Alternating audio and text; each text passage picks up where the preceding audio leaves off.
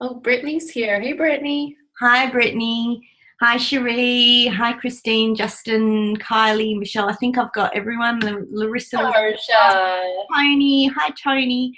It's really lovely to see everyone online. I want to welcome you all formally. My name is Laura Bird, and I am from One Spirit Animal Therapies. And this is Ruby here, but Ruby goes by many names: Roo, Bubby Joe, Princess Rububu, lots of names. So she's sort of pinned me down this morning, so I can't actually get out of my chair. I can't get any of my notes. We're winging it, and what we are talking about today is how to improve your animal communication superpowers.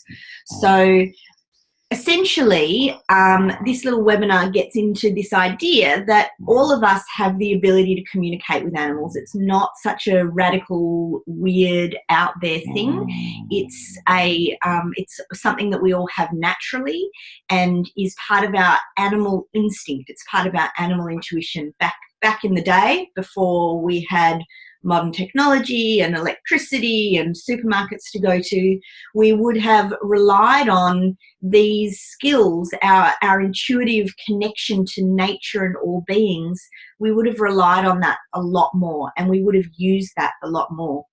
But that is kind of like a skill set that we have forgotten, or a part of our brain that is atrophied or wasted away because we don't use it all the time. So what do you think, Ruth? Yeah, exactly. She agrees with that. So, I was lucky enough about 15, 16 years ago now to have suffered a bit of a kind of a health crisis, a bit of a healing crisis. I got very unwell, and it was a turning point for me because it made me really think about the work I was doing. And the work I was doing was selling artwork. I was a salesperson. I'd sold pretty well everything, but at the time I was selling artwork. And because I was unhappy in that job and I had this health crisis, I thought, what do I really want to do? And I've always wanted to work with animals. So I started to study Bowen therapy, which is something that I've been teaching here in Australia for the last, and also internationally for the last probably 13 years. But what that actually gave me was lots and lots of one-on-one time, lots of quality time, lots of therapeutic healing time with other people's animals. And because of that, I was able to flex and stretch this muscle around my intuitive abilities to connect almost without me knowing it. So one of the things that first began to happen was I'd be working, say, with a horse that had an injury or had a health concern, and I knew how that had happened. I knew how that injury had happened, and I didn't really know how. It was almost like I remembered. I was like, oh, I remember how this happened. And it was the first time I'd ever encountered that horse. So that was kind of bizarre to me. So what I'm hoping to share with you during this little 1 hour webinar is kind of some of the things that I've discovered about how to practice and get good at animal communication. So obviously practice is like a super important part of that, but lots of us are practicing every day and feeling frustrated about it, or feeling like, why does sometimes this work and sometimes this doesn't work? How come, like, some days I'm on fire and I get lots of information? Oh, Bobby Joe's sort of slipping down a little bit here. That's better. And then other times, like, nothing comes, and I feel really frustrated by that. So essentially, practice does make perfect, and we do need to practice this, and we live in a world where we don't often practice this. But of course, it's not as simple as just practicing. It's about perfect practice makes perfect. And yes, you agree with that, don't you? Yeah. I don't know whether you can hear her grumbling and making her little noises. She's throwing her 2 cents worth in every now and then. So, yeah. So really what we need to look at is, how do we practice, and where are the bits where maybe you're getting stuck, because just practicing itself is not going to necessarily give you the results that you need. Oh, we're going to swap sides here. There we go. Is that okay like that? Yeah? Okay. I've got to balance quite precariously here. And you know, because of the healing work I was doing, there was a very specific framework that I was using. There was something that the animals were really showing me about what worked, because I wasn't just communicating with animals. In fact, initially I didn't tell people that I was doing that. I was just doing the hands-on therapeutic work. But of course, when you're working with big horses, and you know, some of them are quite frightened, some of them are in a lot of pain, they've got trust issues, it's not always easy to make that connection with them and work with them therapeutically. So I was using, you know, almost a healing framework for my connecting with the animals.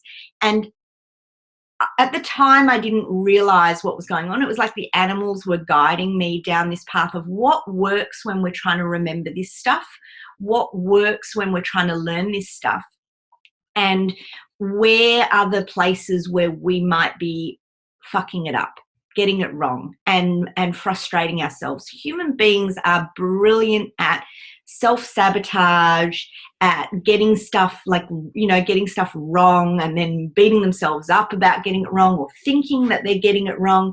And when we're learning something as intricate as animal communication, a lot of the time we're actually in a place where you know, we're trying to figure stuff out, and we don't know what the animals want, and we don't know what they're trying to communicate to us.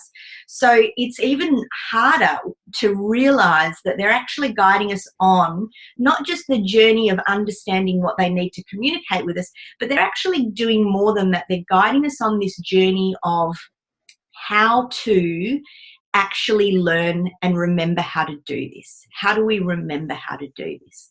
So today I want to really talk to you about the fundamental 5 steps that I discovered were part of every animal communication exercise. And it's a way of practicing this that makes you use the muscle right. So rather than you just going out and trying to run a marathon and then getting disappointed when you sprain your hamstring, you know, 2 Ks up the road, how do you actually train this muscle and this part of your brain in such a way that you're going to be able to sustainably improve and build on your strength and build on your confidence and actually start to get really good at it?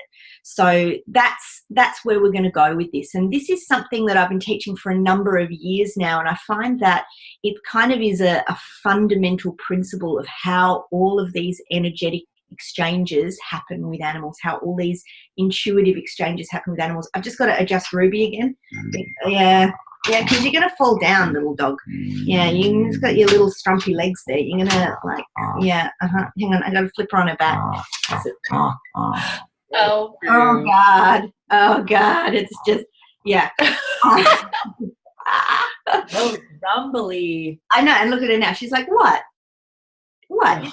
This is my morning cuddle time. You guys are having a webinar at my morning cuddle time. So first and foremost, let me reassure you all that you are all animal communicators. You are actually all doing this all of the time, even if you don't know you're doing it. And this is you know, a skill that we all have, and we have it perhaps unconsciously, and we want to become conscious of the process of it. So there are 5 steps in every complete cycle. And I almost guarantee you that if you're getting stuck somewhere in your animal communication work and you're wondering what's going on, you're getting stuck on or skipping one of these steps, or the animals are telling you that you need to stay with one of these steps a little bit longer, or honor one of these parts of the process a little bit longer, and you don't realize that that's what they're doing. You think you're doing something wrong, and they're saying, no, you're doing it just right, but you need to just stay on step 2 or step 3. So I'll just briefly list these steps for you, and I want you to think about, like, the cycle of completion between 2 beings when they have an energetic exchange. You know, many of us as animal lovers, we know that they come into our lives for a reason. We know that they're here to teach us something really significant, and a lot of the time that's one of the big questions that we have for them is, why are you in my life? But every single meeting you have with every being there is a cycle of completion. You know, we are encountering ourselves through the world all of the time. So these 5 steps are part of that. The first step, sorry, were you going to say something, Alexa? No, I'm just fidgeting. That's okay. If you've got questions at any stage and you want to jump in, just jump in. And same, a couple of people have jumped online since we started. I know, I'm seeing that. Hi, Andrea. Hi, Amanda. This is so exciting. Hi, Emma. Nice to see you on the call, Emma and Hannah. It's awesome. So please, at any stage, if any of you guys have questions, just type them in the chat box, and we will get to them. And there's no like correct order or no silly questions ever. We're just happy to, you guys might be finding that you're getting stuck with some specific things as well. And if you're practicing animal communication and you've got questions that's specific to your process, please pop them in there. That's what this webinar is for. So the 5 steps of the cycle are that first we must be neutral. First we must, and I use the word neutral because it's a neutral word. Sometimes we talk about grounded and things like that, or centered, and those are things as well. But whatever that neutrality is for you, for some people it will be grounding. For some people that are very earthbound, it will be balancing above and below. For some people that are very deeply internalized, centering might actually be expanding themselves a little bit. So whatever that neutral place is for you, because we do know that animals are very likely to, sorry, I've got fluff going up my nose from you. Yes, exactly. She's just so cute. I've got to just, yeah, she's just the cutest. Look at you. So really being neutral is super, super important for our animal communication abilities, because we know that animals are amazing mirrors, that they will respond to us and mirror our energy. And so if we are busy with thoughts in our own head, if we've got a lot of emotions going on, it may be difficult to see clearly anything that's relevant for the animal because they'll mirror back to us. It's also very difficult for us to not beat ourselves up about like what's going on with the rest of the day, and are we, we'll talk a little bit more about neutrality, but a big part of it is, and this is one of the biggest parts of the whole process, because we as human beings want to get it right, and because all of us here on the call are animal lovers, and we would dearly love to have these like Disney princess moments, I call them, where like, all the animals are coming to us and singing to us and we can understand what they're saying. Because we want that so badly, sometimes the desire for it gets in the way of just being present to what's going on and to hear the subtle information that's coming through. My goodness, you're being so noisy. Yeah. She's singing. Yeah, you might have to go on the couch in a minute because you're making She's so funny. So the second step is around permission, and I had a wonderful question last week when we ran the webinar around, is it true that some animals don't want to talk? Absolutely. Permission and the opening up of, yes, we can have this conversation, that moment of connection, which is a simultaneous thing. Often we feel blocked about things, and it's actually because we haven't yet received permission, which means maybe we haven't done step 1 right yet, or maybe we're listening to the wrong animal. We start to get into this scenario where perhaps, especially when animals are in a herd situation, certain animals are going to kind of be the gatekeepers or the guardians of that process. And the other thing that I would say is, if you are somebody that is listening to animals and you're listening to animals that have guardians, have owners, and you haven't got their express permission to talk to those animals, that may also be a barrier for you to move forward with your communication work. So, I have a big thing around the ethics of that, and around really like making sure that when we do talk to animals and when we do have these deep and meaningful conversations, that we're honouring the gatekeepers that are present, because it may actually be inappropriate, it may be about our ego, and if that's the case, you're going to get information that's way more relevant to you and way less relevant to the animal. So step 2 is around permission. Step 3 is listening. And I want to mention step 3 in relation to step 4, because step 4 is questions. So unlike other kinds of human communication where we kind of think, well, first you ask a question and then you get an answer, the truth of it is that actually the first thing we do is we listen to what's present in the situation currently, and from there we decide what kinds of questions we want to ask. So a lot of the time the barrier that we'll have around this question listening thing is that we're doing it in the reverse order. And as a result, we can have a very human idea of what the question. You need to go on the couch, I think. Yeah, you do. I'm just going to scoot her onto the couch. Oh, God. Oh, God. You got to scoot. There you go, Bubby.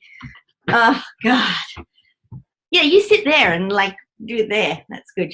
Oh, God, you should see the hair I'm covered in. So listening first, questions later. We can end up asking entirely the wrong question, barking entirely up the wrong tree. Hey, Roo? And so often, because we as human beings think we're superior to animals, one of the things that happens is we think we know the conversation that we need to have. We think we know the questions we need to ask. And actually, that can have us barking up the wrong tree. So that can be a block. The animals go, I don't have an answer for that question, because you're not asking the right question and you're not actually listening to what is present now. So those are steps 3 and 4.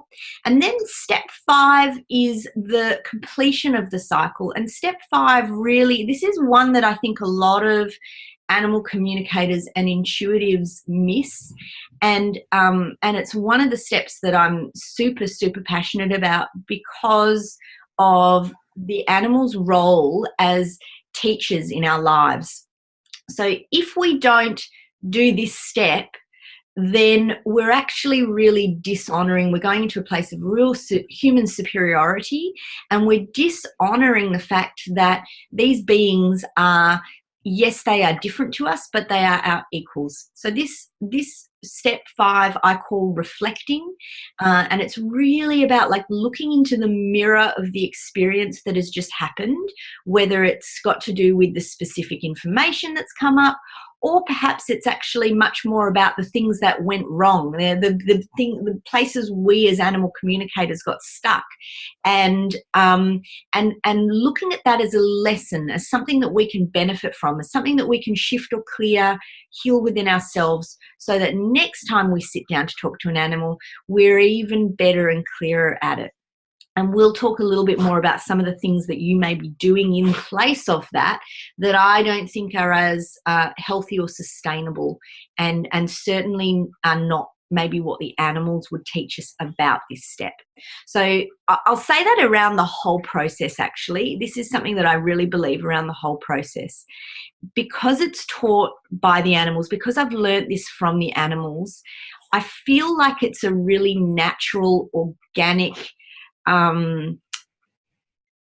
non-denominational process, if that makes sense. You know, I think so often when we get into developing our intuition, we start to get into some really like human ideas around like spiritual practice that are unnecessarily complicated and have a lot of our human belief systems linked in with them. And we as humans are quite overthinkers. We overcomplicate things, and we have a lot of fears around the naturalness of kind of dabbling in anything that is energetic or maybe supernatural, or, you know, and this stuff really is supernatural. It's actually supernatural. It doesn't need to be so difficult. So the whole process, because I was never kind of into like crystal, well, I always loved rocks, you know, I always loved rocks, but I was never into like crystals and incense and, you know, chanting and, you know, seances. It was never really my bag. I always just loved animals. This whole process for me is actually a very down-to-earth, natural, organic process. It's a process that the animals are teaching us, and it has a fundamental simplicity and naturalness to it. So that's really what I want to share with you today. It's about stripping away some of that other stuff and getting into these core steps of what happens when two beings share information or share energy or make a connection. So how are we going so far? Any questions? What I'll do is I want to run you through, because essentially when you are going through the process of learning this stuff, you may be getting stuck somewhere. I'm going to now go through these 5 steps of neutrality, gaining permission and making that connection, really listening and asking the questions, and also this final process of reflecting and looking in the mirror of that experience with gratitude, receiving the insight that we need. I'm going to go through that a little slower, and we'll talk a little bit about some of the things that may be going wrong. And if you at any stage notice something that you have done in the past, you know, just pop it in the comments box, or if you have a question about something where you're getting stuck as we go through and your memory gets triggered, just pop it in the chat box and we'll get to it. Okay, let's dive into neutrality. Now, I spend probably, you know, you're going to get the short version, but there is so much richness about neutralizing your energetic self. You know, you wouldn't think that you could spend, I reckon I could at least spend half a day talking about neutrality, which sounds like the most boring topic in the world, but it's super, super exciting. We see this even a lot now with training work. You know, people are realizing that when human beings come into an animal space and they have like a very strong intention, and they're very focused about what they want to do and what they want the animal to do and what they want the animal to achieve and how they want the animal to behave, that intention is actually a little bit intimidating for the animal. It's quite it can be invasive, especially if the animal has actually got issues. And essentially, you know, most of the animals that I would work with or Alexa would work with, and I know some of you guys that are on the call are also animal therapists, trainers, healers. You guys are doing work with animals that, you know, generally speaking, there's something already that's out of balance. So if you come in with this very strong intention, and that is, you know, that's something that if you have learnt to do intuitive work, maybe not with animals, maybe human based, you know, spiritual development or intuitive development, you will be working with intention. And intention is super, super powerful and super, super useful, but the right time for it is absolutely not when you are beginning to learn animal communication and when you are using animal communication as a tool in your day-to-day work. Intention means that you already have your mind set about what's going to happen. You're already not listening. Intention is about I. And, you know, being neutral, whatever that is for you, allows you to pay more attention, enables you to be less focused and see more.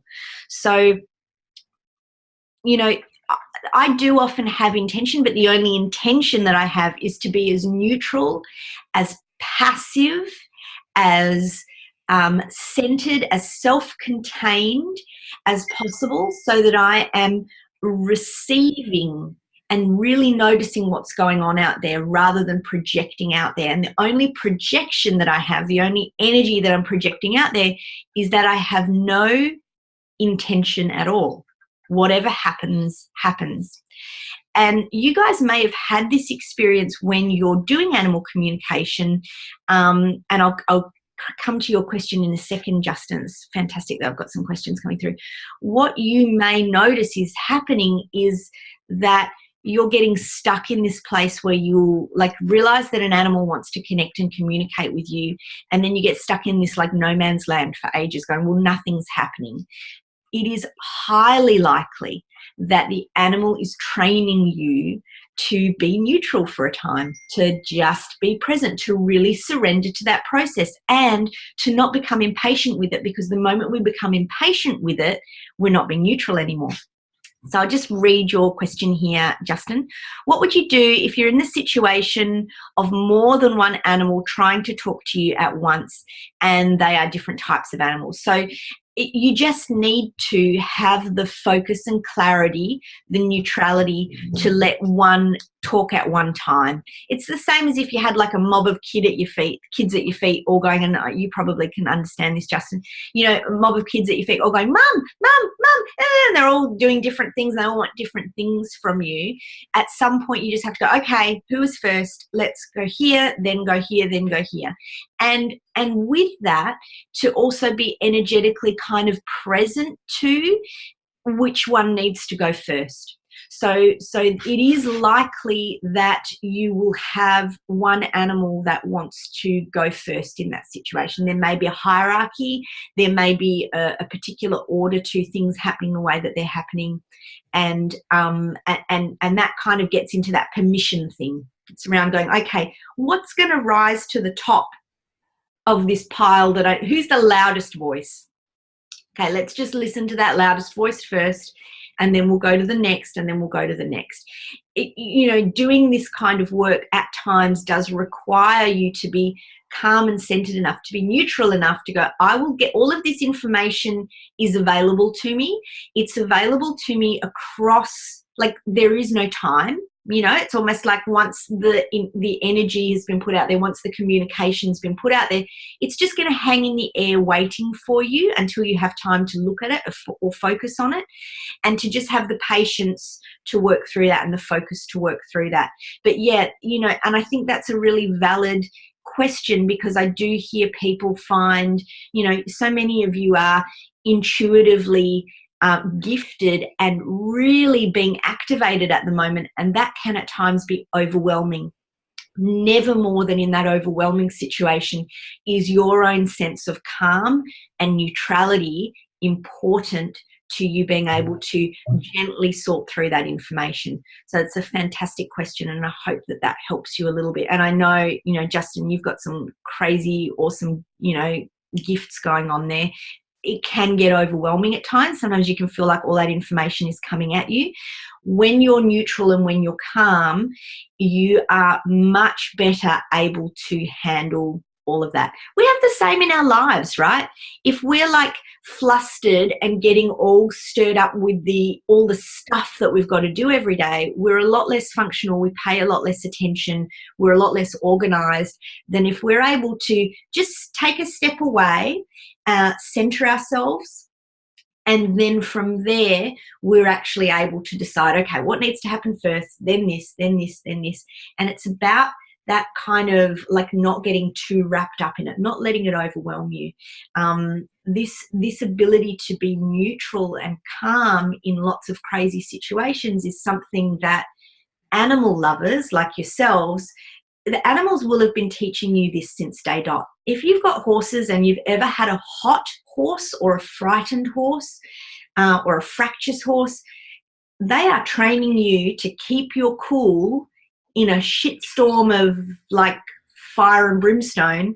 And if you've worked with dogs and reactive dogs or excitable dogs, you understand how important it is for you to be able to just center yourself and not get involved in that, to remain cool, to keep your molecules down. So this skill is something that the animals have been training us in for a really, really long time, and it is a fundamental step to this process. So what I would say to you all is, if at any stage you get stuck with your animal communication stuff and it feels like nothing is happening, be okay with nothing happening. Where are your settings around when am I truly okay with whatever happens, happens. I'll deal with whatever happens. I don't need it to be a particular way. I don't need it to look a particular way. I don't need it to seem like the animal loves and adores me for me to be okay with myself. I can bring this very calm, centered energy to all of my transactions. And essentially, this is like a hurdle that the animal will want you to pass. All of us want this from somebody that we're going to share deep and meaningful information with. We want somebody that we feel is cool, calm, and collected, that they're going to handle it, that they're going to receive that information without judging or projecting around what that means. And so this is your homework, is figure out where is that place for you. Where is the place for you where you feel completely neutral, completely calm, completely centered, and what do you need to do to get there?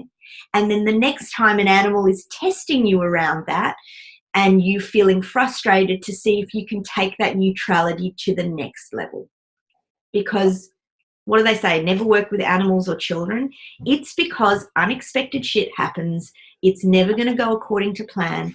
And you need to, in all of that, to be ready to receive powerful messages, meaningful insights, to really understand where that being is coming from. When that being is so unbelievably different to us, we need to be so centered and in a place of non-judgment. And the judgment is going to start first and foremost with you. You're going to start to play the script around, am I doing this right? Am I doing this right? So I've already managed to spend half a webinar talking about neutrality. So we'll...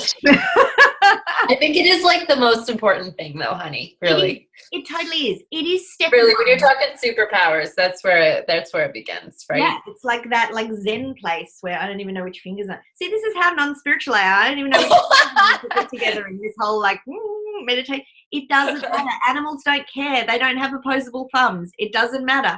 But what does matter is the energy that you bring. And because it's step one, you're right, Alexa. If you don't get this right, you will be held here by the animals. You will be kept here. This is the biggest hurdle to pass. And it's often the place where we sort our own stuff out, you know? And so again, next time that you are connecting with an animal and you're feeling this frustration coming up of nothing's happening or this isn't going, excuse me, and you know, this isn't going the way that I wanted it to go, just surrender to the fact that they're teaching neutrality, because crazy shit happens, doesn't it, Roo? Sometimes dogs bark during webinars when it's inappropriate, and you just able to go with the flow, and it doesn't really matter. Yeah, good girl. Yeah, you're such a good look. She's on the couch here next to me, so she's chillaxing now. Yeah. So what I'd love to do is, if there's no other questions about that particular, and you know, if a question pops up for you, just chuck it in there.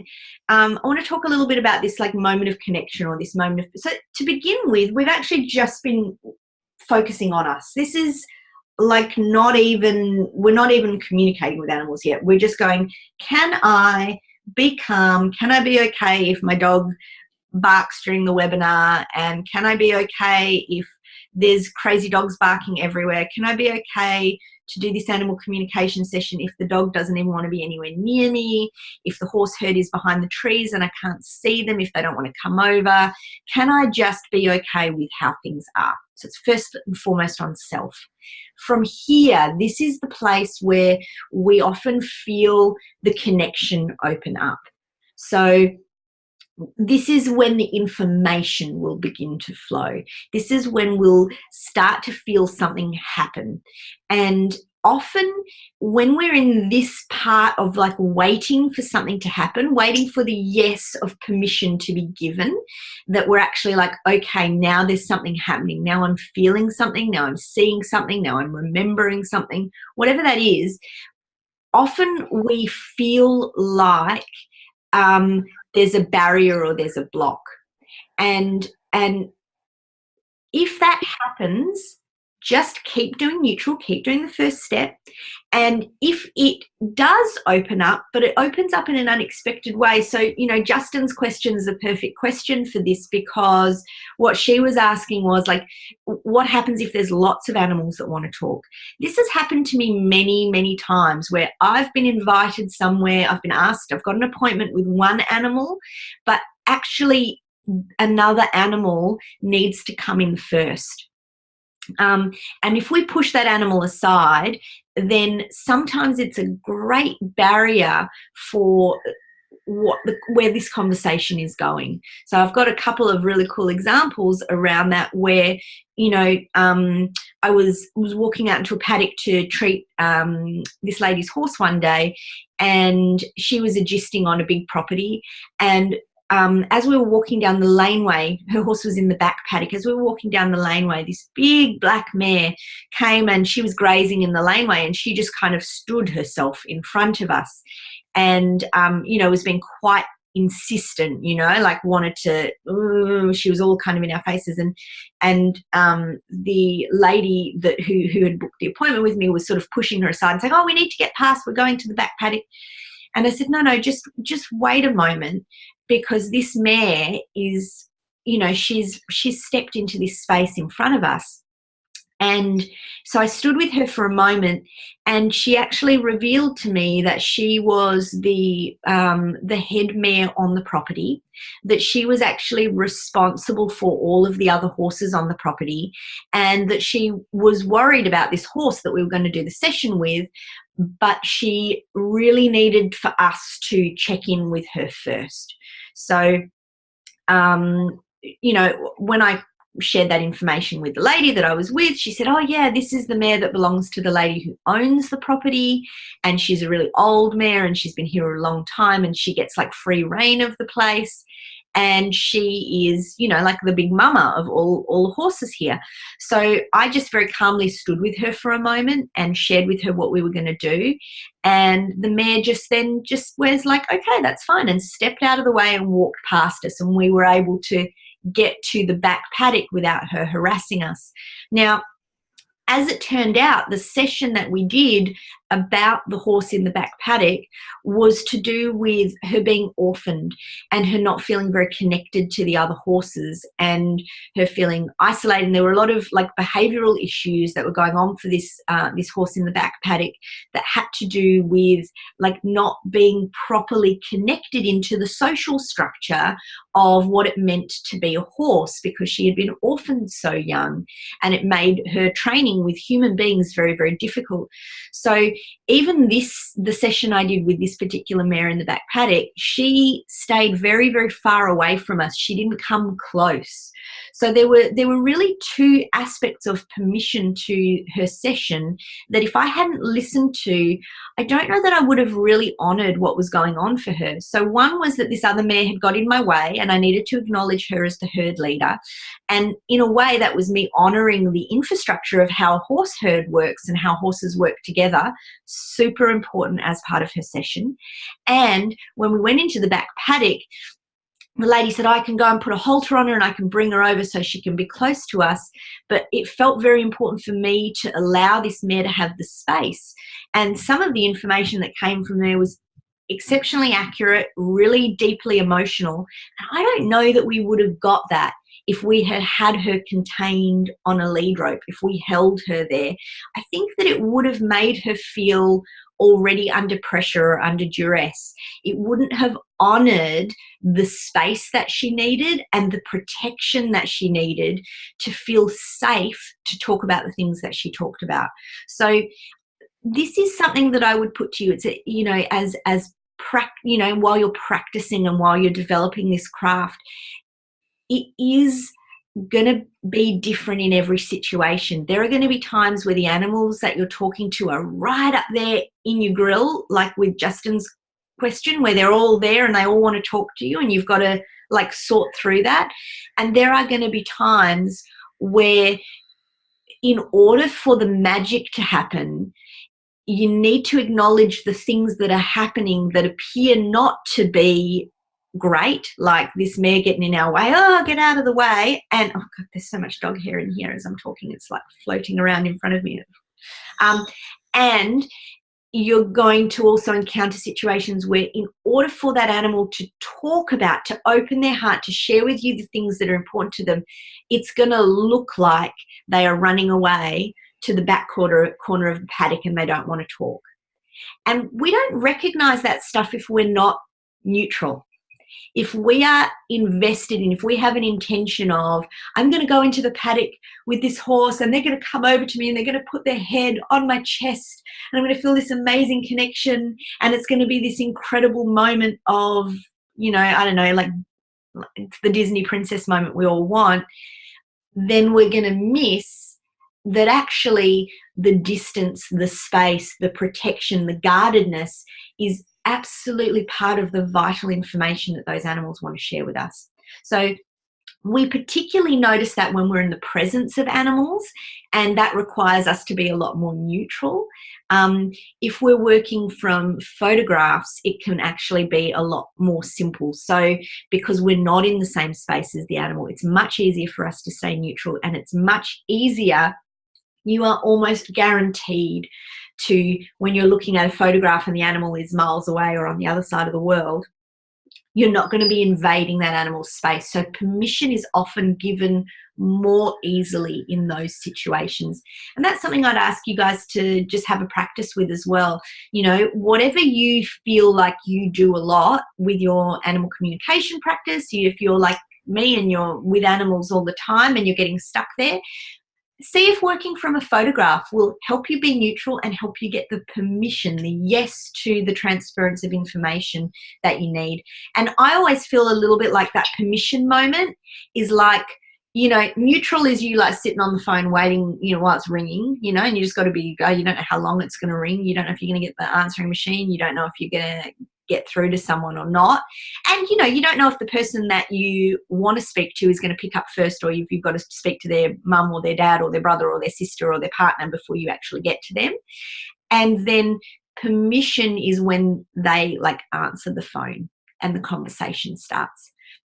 So, you know, there's a couple of little hints or tips there for you around, you know, if that part of it is something that you're getting stuck on, it's like you're feeling like it's clunky, the transition into the information flowing, that is going to make a big difference for you around paying attention to when do you get the yes? You know, when does that information begin to flow? Ruby started snoring now, but she's sleeping with her eyes open, so it's kind of a little disconcerting. Okay, step 3, listening. So this is where it does get a little different, because normally, who's got that friend that like calls them up? It's like, hey, and you're like, hey, and then they don't say anything, and they just wait for you, you know, and you're like, why did you call me? You know, hello, why did you call me?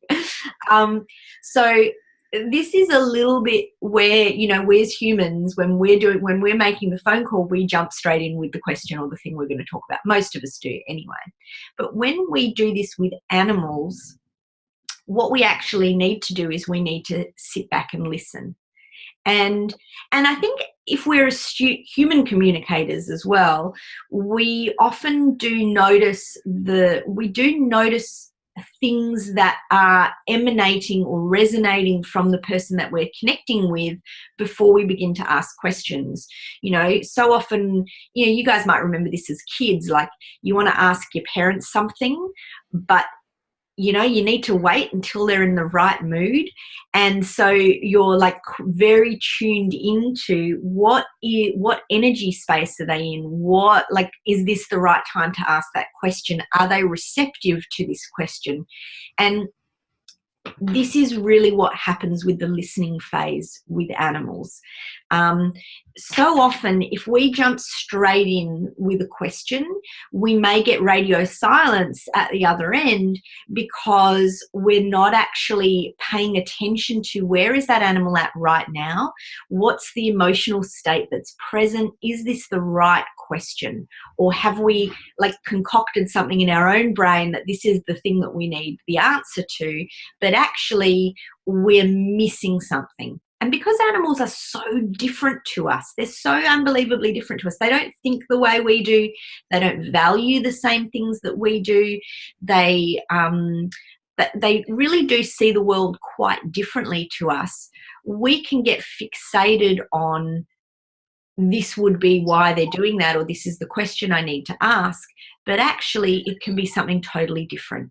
So first and foremost is this just listening from the place of neutrality, whatever those first impressions are. So often the first impressions are your most accurate, like energetic transmissions. If you've ever woken up from a dream and the moment you wake up, the dream is still incredibly vivid in your mind, but by the time you think, oh my God, I need to get pen and paper to write that down, by the time you've done that, the dream has already faded. So often, those first energetic impressions that we get, wherever they come from, are really relevant, and we discard them and we override them when we are fixated on asking a question. If you watch Dr. Phil, he does it. Like, he says a really cool thing. He's like, were you actually listening, or were you just like waiting to talk, you know, or were you waiting to ask a question? And I feel like so often we do that with animals. We're actually not really listening. We are just waiting to ask the question, or we're waiting to dictate something like to them. And the questions that we often ask are, you know, they have within them like a preconceived notion of what the answer should be. So first and foremost, listen to what is present. You will absolutely be getting information here, but because we're programmed to ask questions, we often miss it or delete it. It just disappears.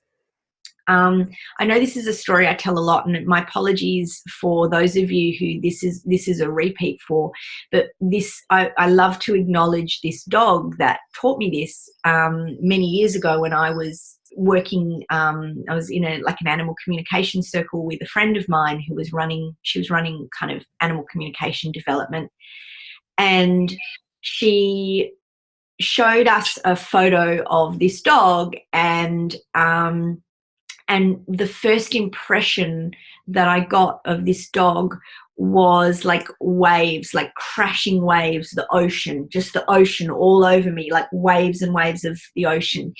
And she asked the question, where does this dog come from? So, of course, like, the ocean thing really didn't make sense to me, and I, got into my head, where does this dog come from? And I began to see images of a kennel, concrete floors, chain mesh fencing, the steel piping, the little gate and that you go, you go through to get in and out of the kennel. And so when we all shared our impressions afterwards, I made no mention of the ocean at all. Made absolutely no mention of it.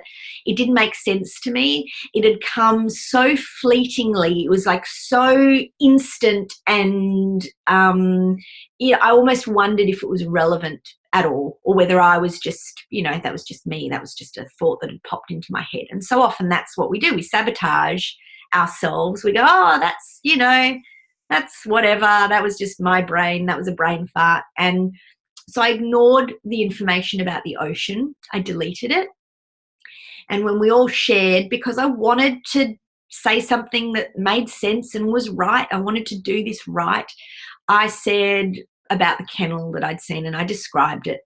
And at the end, she confirmed for us all, some people had seen the dog walking in the bush, some people had seen the dog walking in the park. And she confirmed all of that. She said, yes, I got this dog from a kennel, and it was one of those kennels, and the dog had been trained as a guard dog. And then I brought her home, and she began to walk in the bush and walk in the park. But she was always very reserved. She was always very shy, and she began to just share her story about this dog and her relationship with this dog.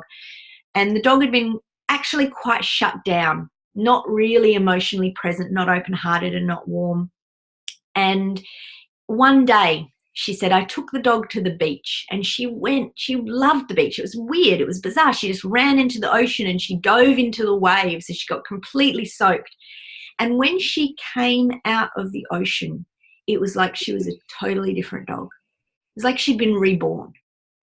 And from that day forward, she was, open. It's like she'd shed all this masking, all this protection, and she was just, and that just absolutely got through to the core of me. I realized that the dog in those first moments had shared with me something that was so profound, and was the answer to the question that hadn't even been asked yet about where had she come from, that I dishonored her because I was so worried about wanting to get it right, not wanting to look like an idiot, not wanting to, say something silly. and that I had ignored and discounted and just deleted without a thought this most profound piece of information. And of course, then afterwards, you know, you're always like, oh, I got that, I got that, I got that. But the moment to really nurture your gut instinct and to, you know, to like have that like wow moment, it was gone. I didn't actually share with the group after that.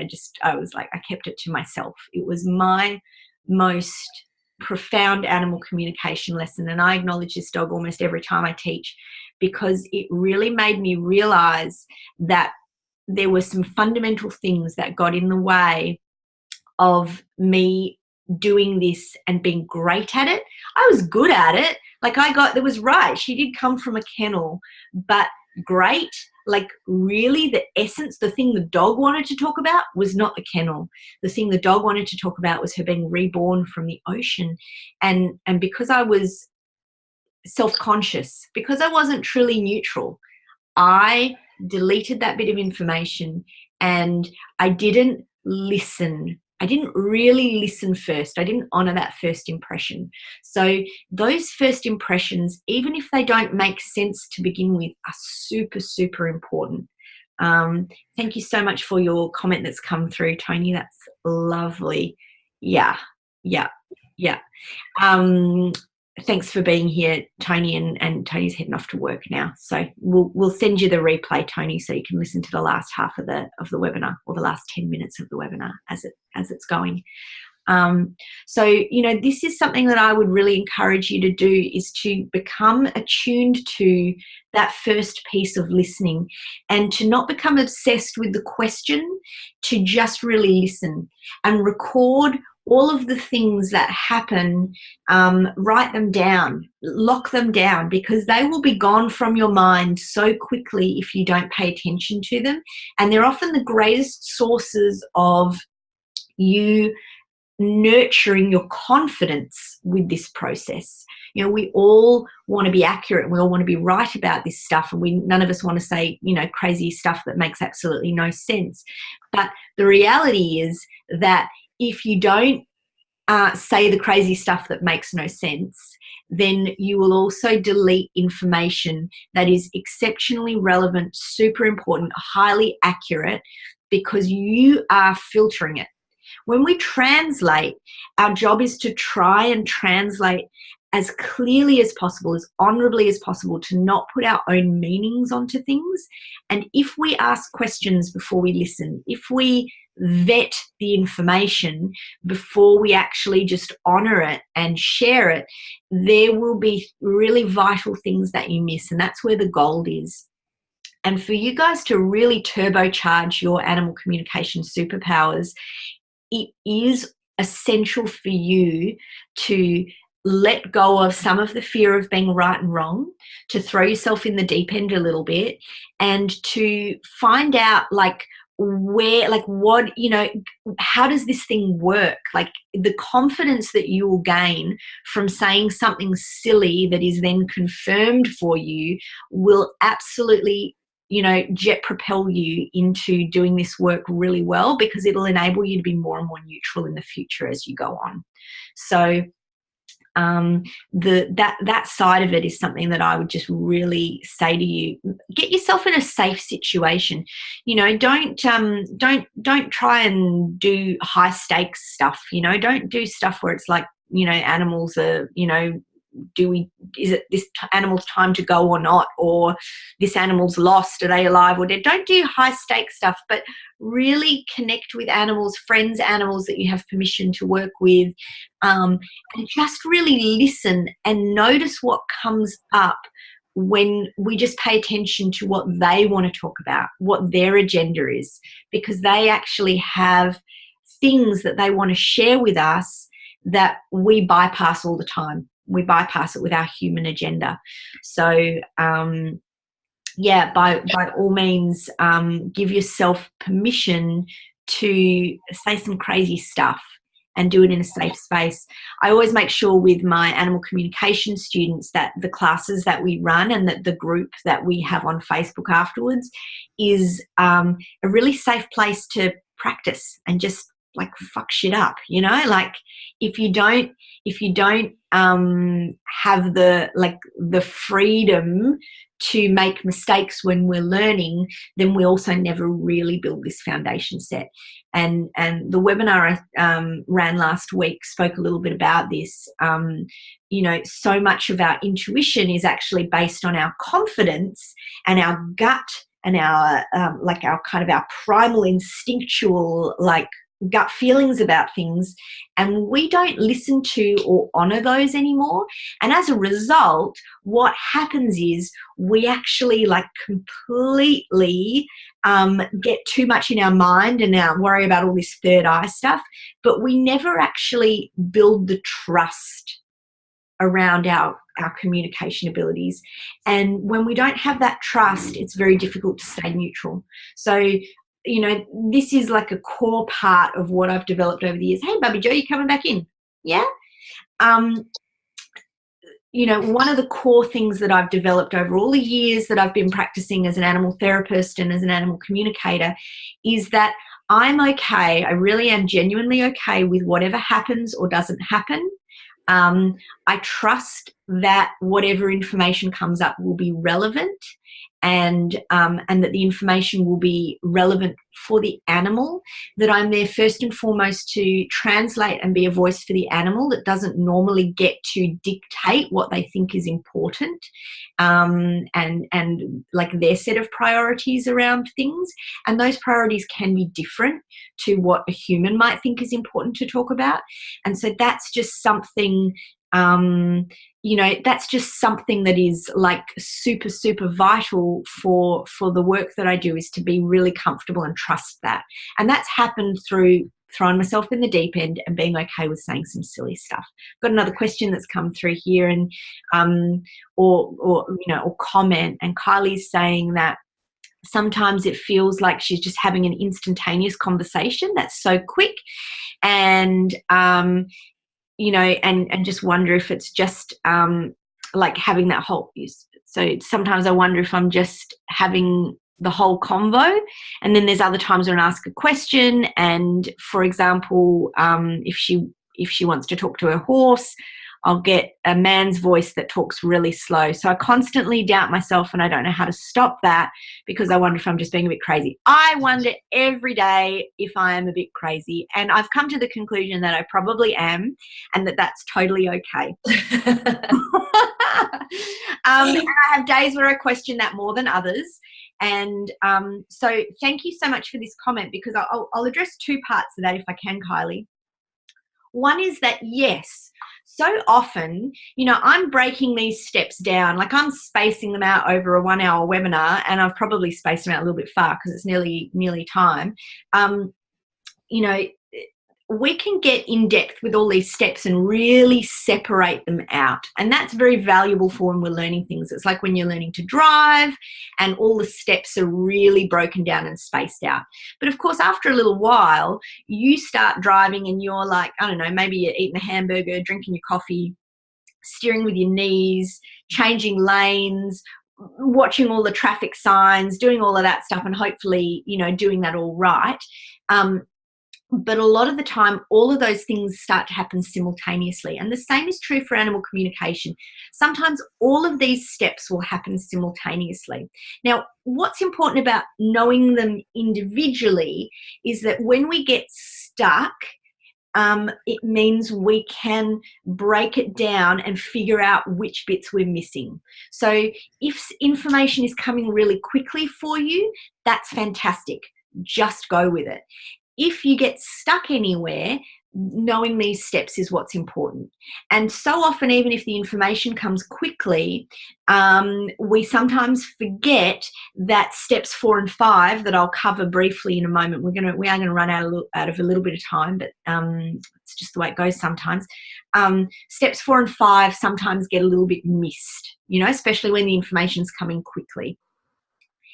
So yes, if it all just happens and it happens in an instant flow, don't worry about that. Sometimes I spend so long in my courses talking about neutrality that, you know, my students like go, oh my God, I'm trying to be neutral, but information keeps going. I'm like, you're obviously neutral enough. just trust the information and go with it. And step 5 is a fail-safe anyway. I'll talk about that anyway for in a moment. But step 5 really is there to help you out if you weren't neutral. And none of us can be entirely neutral. It's impossible. We are like a cluster of hormones and chaos that, even when we really calm and center ourselves, we're still not neutral. So step 5 is a fail-safe for that. So if the information just starts pouring in and you're maybe not 100% neutral, or you're definitely not going to be 100% neutral, but like say you're not even 90% neutral or 80% neutral or 50% neutral, if the information's coming, just go with it. And step 5 will make sure that you're honoring the process. And that's the one thing I would say to you is, if the information's coming super quickly, the bits that you may be missing are the later steps, which are just as important as the first steps. And then if you talk to your horse and his voice comes as I'm just imagining a man with like a southern drawl, pocket, being like, hey there, sugar. But if he talks in a slow voice and he has a low voice, that may be his voice. All animals will communicate differently. Some of them will be exceptionally gifted with words, and all the information will come and be very wordy, and there's a strong audio component to that. And I know, for example, you, Kylie, have a very strong auditory sense. You're very into your music and things like that. So that strong auditory sense will be one of the best ways for energy to translate for you. So whether or not his voice actually sounds like that, this is the best way for the energy that he's sharing with you to get translated using what is available in your mind. Other times it will come as pictures, other times, and you might find that talking to different animals, they have different communication styles. So, like I'm like a total like stream of consciousness. I never shut up. I just blah, blah, blah, blah. And other times, if you were on a webinar and you were listening to someone else, they would be very crisp, very clear, and everything would be divided into neat little sections, and there would be a lot more quiet time. Maybe there'd be a slideshow. The communication style is different. So we notice the same thing with animals. So you are not cray-cray. You are totally picking up energy. It's a creative, it's an artistic process, the way that we perceive energy, because the information is symbolic. So I hope that helps you out a little bit there, Kylie. And before we run out of time, I want to just briefly touch on, so that we have kind of completed the 5 steps. But questioning is where, if there's any information that comes through, because this is the other thing that will happen, is we often think, oh my God, I've got this information, I don't know what it means. What does that mean? You can, through the questioning process, get clarification. So don't forget to use your questions as clarification. There's so many different ways to do that, and we get into that in the animal communication course. We look at all of the different subtle senses and the way that information comes through in the subtle senses, but we also look at ways that we can question the different kind of consciousnesses of the being around, like, where does that information come from. So a lot of the time there will be information that comes from the personality level. That's the stuff that the being knows consciously, the animal knows consciously. I could ask you, hey, what's been happening in your life lately? And you'll tell me what's been happening in your life lately. But if I asked you, hey, how do you digest a banana? You're not really going to be able to tell me the details of that, unless you're like, a nutritionist or a biochemist or something. You're not going to be able to tell me how that all works. Your body does, however, know that information. So I can get clarification about things by perhaps talking to your body, and your body has all this stuff that it knows how to do, and that information may be available to me if I question the body. The other thing that we see happen, of course, is that we also get animals that deliver messages from a symbolic kind of level. So this is a little bit like the higher self. This is like asking the higher self. That would be my kind of closest link to how this works.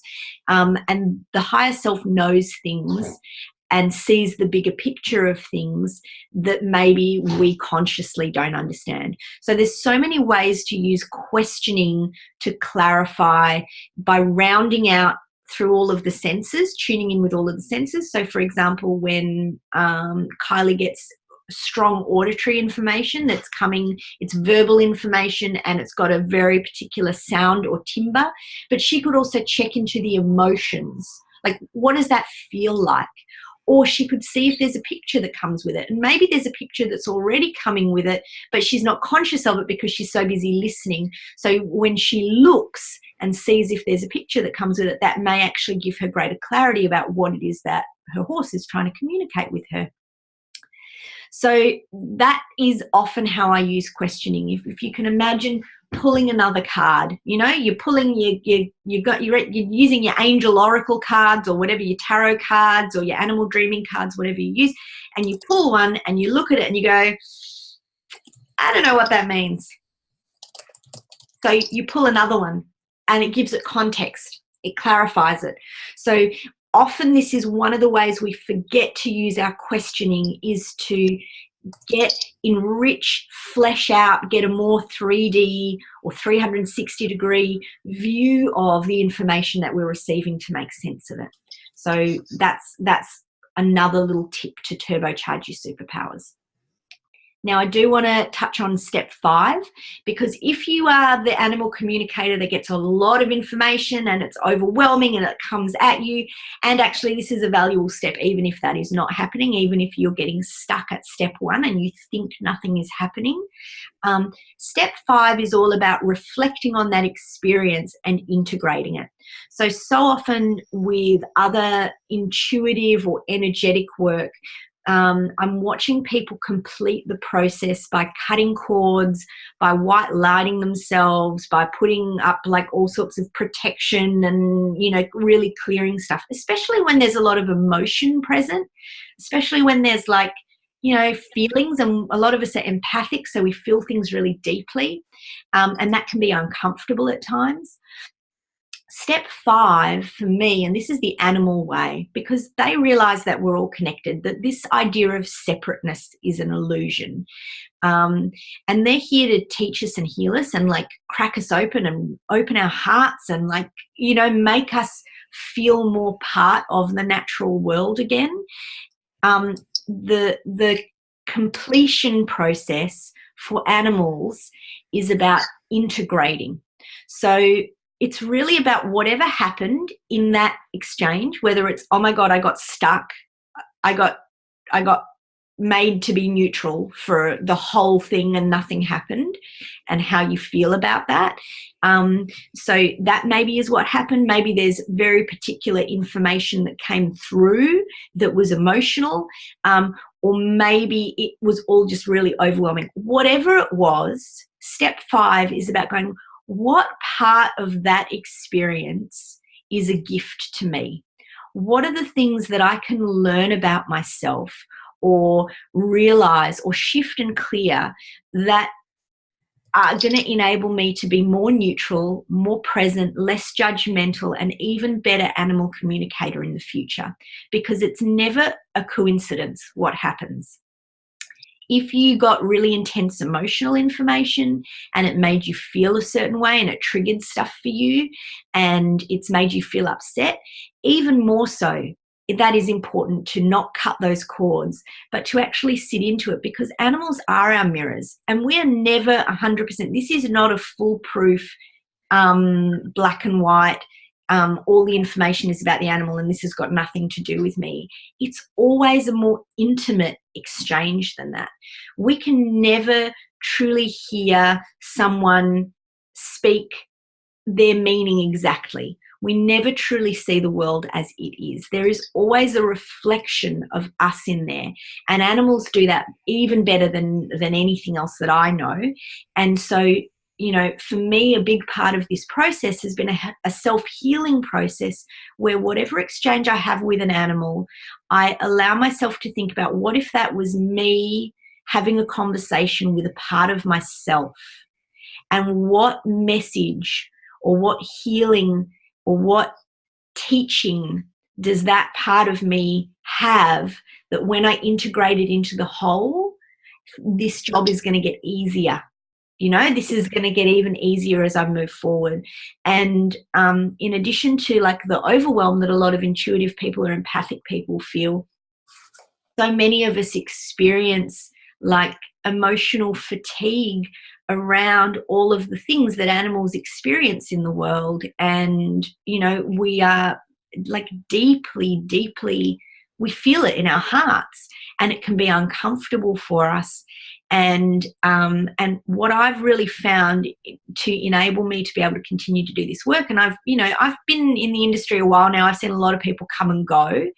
I believe that a big part of that is my willingness to really integrate and work through, like, not just kind of like store it, put it on a shelf, pretend it doesn't exist, cover it up, but like really work through the stuff that comes up for me. And every time I do that, I know it takes the kinds of conversations I can have with animals and their human guardians, it takes it to a deeper and richer place. It makes me a safer place for the animals to share really intimate things, really important things, and it means that the conversations I'm having are no longer superficial. Like, it's like there's this recognition that I can handle it. And the truth is I really can.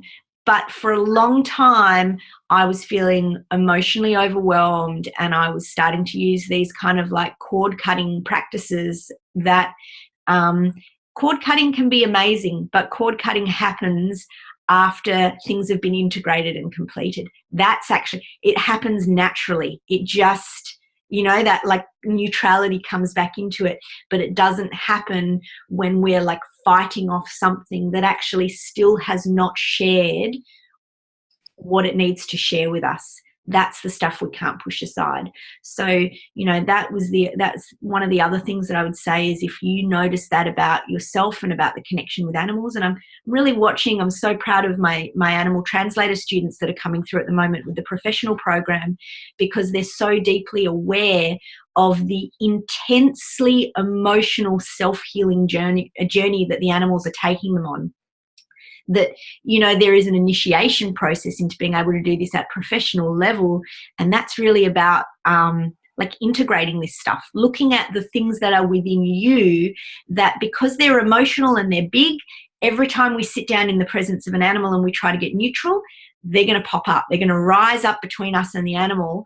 And we really need to clear those. So, that would be my final tip for you guys is, next time you are feeling an animal and you're feeling this energetic exchange happen, that you really honor that, that you, rather than try and push that away because it's uncomfortable, but to really thank the animal for making you aware of something profound, deep, maybe something that's hurt within you, something that is uncomfortable for you. And the animal's gift to you is to allow you to be present to that. Not just because it's present within them, because a lot of the time it is present within them. The truth is it's present within them, it's present within us. But I see a lot of animal communicators kind of go to a place where they feel superior to the animal and they feel like it's all the animal's hurt, and they're not acknowledging that mirror that happens, that if we are able to feel that animal's hurt, it's because it also exists within us. It's all connected. And if we can work through, heal, and integrate that within ourselves, we're going to be able to be of service to helping the animals with that so much more. So, for me, the whole thing, this 5-step process, and because I engage with that every day, it's just clearing. And it's like I'm continually polishing the lens through which I view intuitive information. And if you guys can begin to engage with this process that way, you're going to strengthen the muscle, and it's going to get stronger and stronger and stronger, rather than feeling overwhelming or you feeling stuck. So I'm really hoping that that's been valuable for you guys today, that there's been a few little aha moments or things that you're noticing in your own intuitive process or your own like connection with the animals that you can take and apply. But what I'll make sure that I do is that I send you guys the link for the replay of this. I'll load it up. It might take me a couple of days depending on what the internet is doing. And I'd love to invite all of you to, you know, check out the upcoming workshops that I've got coming up. I've got one at the end of the month here in Perth. And that is the first of the animal communication programs. So it's like the animal communication one. It gets really in depth on these 5 steps. I'll also be delivering that in Canada, and I'll be delivering modules 2 through to 4 here in Perth in June. And modules 2, I'm really excited. Like, so we're going to roll out module 2 in Canada as well. So, yeah. Yoo-hoo! First time for me too. Yeah. Well, there's a bunch of stuff now on the website. We're really excited. One Spirit Animal Therapies is an approved training provider for the IICT. We provide a full qualification in animal communication.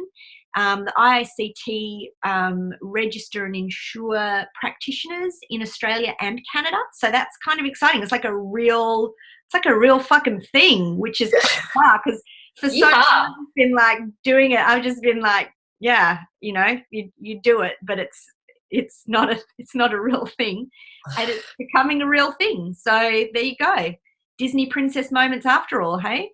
Absolutely. Yeah, yeah. So if any of you guys have got questions about that stuff, you know, we've got like a heap of stuff on my website, and you can jump on onespirit.com.au or alexalinton.com and find your way to what's going on through all of that as well. So I want to really thank you guys for your time, because I know we've gone way over again, which is always what happens. I think I'm just going to have to make them like an hour and 15-minute webinars now. It's just, I can't seem to do it under an hour. Totally. Oh my gosh, it's so nice to see everybody on here. I know, it's so awesome. Yeah, Simone, don't worry, you'll get the replay about step 5 for sure. And Amanda, thank you so much for that's lovely. I'm seeing some of our Canadian crew, so thanks Sheila and Brienne and Brittany for being on, and great to see you, Jenny and Simone and Valletta. It's great. Awesome. Yeah, lots of familiar faces for you. Well, not their faces, but their names anyway, Alexa. You know, from being here in Australia. Absolutely. Yeah. Awesome. So yeah, keep practicing, everyone. This is genuinely something that is in you. You know how to do it. I see it all the time. I see people doing amazing animal communication work, and now it's just about making sure that you do a well-rounded workout so that it's like it's building. For me, when we complete this cycle every time, and the easiest step to skip can be step 5, but when we complete this cycle every time, it builds and builds and builds and builds and builds, and you're going to get stronger and stronger and stronger at it. So yeah. Yes, I concur with such things. Yes. Yeah. Very true. Awesome. Yeah. All right. Well, I'll let you Canadians get to your dinner and your evenings, and my Aussie friends to get out there. It's actually a magnificent day out there today, so go do something nice with your animals. And thanks again for being online. Yeah. Thanks everybody for coming. Thanks, Alexa, for helping me host it. It's been really kind of you to invite all your Canadian friends. Yeah, well, I hope that they get to meet you in person coming up here in July. That would be wonderful. I'm gonna book my flights. It's gonna happen. Totally. Yeah. Cool. Awesome. All right, I'm gonna hit stop.